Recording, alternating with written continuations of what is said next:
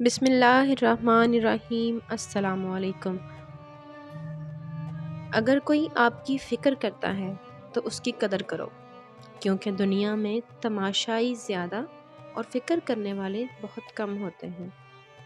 توڑنا نہیں جوڑنا سیکھیں، کیونکہ توڑنے والوں کی حویلیاں بھی ویران رہتی ہیں اور جوڑنے والوں کی قبریں بھی آباد رہتی ہیں۔ زندگی میں آگے بڑھنا ہے تو بہرے ہو جاؤ، کیونکہ بعض لوگوں کی باتیں مایوسی میں اضافہ کر دیتی ہیں۔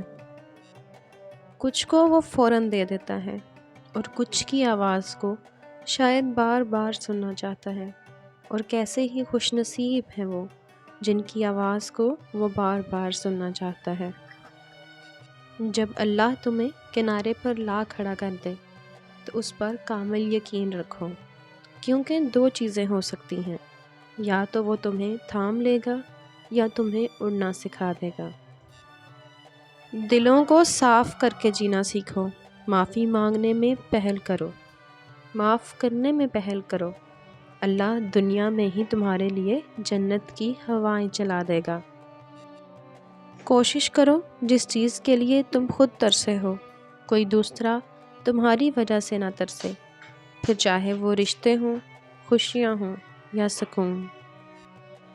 دل ایک پیالے کی طرح ہے، جتنا اللہ کی محبت سے بھرو گے، دنیا کی محبت کی گنجائش اتنی ہی کم ہوگی۔